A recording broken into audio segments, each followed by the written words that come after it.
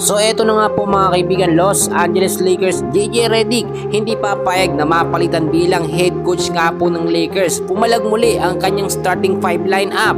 And bago natin yan ipagpatuloy kaibigan, huwag po muna kakalimutan mag-like and subscribe. Maraming salamat po. Well mga kaibigan, nakita naman natin ang ganda ng pinakita ng Lakers.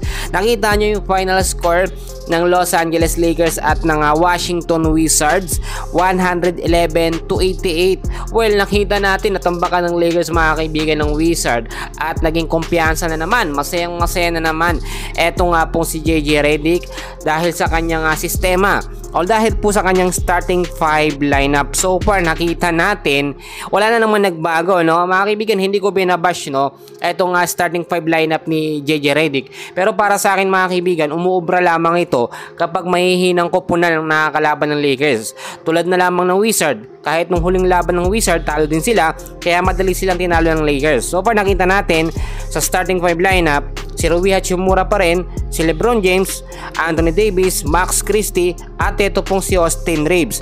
Ito po talaga yung naka-fix na starting 5 lineup ng Lakers at sinasabi ni JJ Redick kahit sinong koponan daw dito sa NBA kayang talunin. Pero kapag nakakatapat naman ang magagaling na koponan dito sa NBA, kasama na dyan ang Golden State Warriors, hindi nakakaubra lalo na kapag nakatapat ng Lakers si Wemby, mahina po yung depensa ng Lakers mga kaibigan. Yan yung sinasabi ko sa inyo, kapag paulit-ulit ng starting 5 lineup or sistema ng isang team, mabilis huyang nababasa mga kaibigan.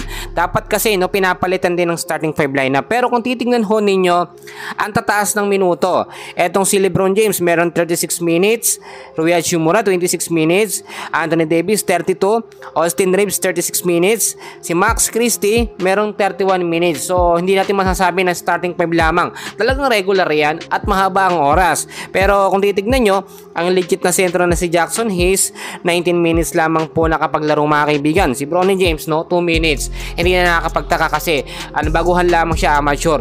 Pero para sa akin mga kaibigan, kung hindi pa rin magbabago ng sistema ng Lakers at kapag ginagawa lamang pang substitute ang kanilang mga sentro, tulad na lamang po ni Jackson Hayes, pang substitute lamang siya kapag may injury. Dito nga po sa power forward ng Lakers, lalo na ang ginagawa ngayon na sentro na si Anthony Davis.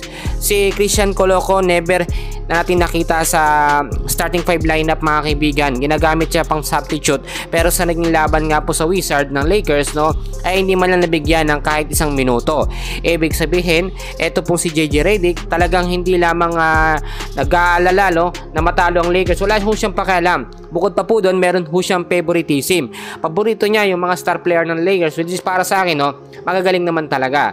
At ito pa ang sasabihin ko sa inyo mga kaibigan, number 1 reason din kaya nga po si JJ Redick ay hindi binabagong starting 5 lineup. Gusto niya mabuo yung chemistry at momentum ng starting 5 na ito para lumakas. Magde-develop itong si JJ Redick ng malakas na sistema ng Lakers. Pero para sa akin, hindi uubra yan dahil paulit-ulit lamang ginagawang sistema ni JJ Redick.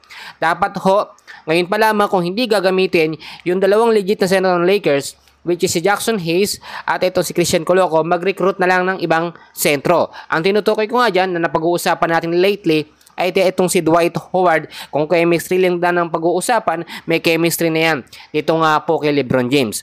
For now mga kaibigan, yan muna ang update natin, and please huwag kalimutan mag-like and subscribe sa ating channel. Maraming salamat po.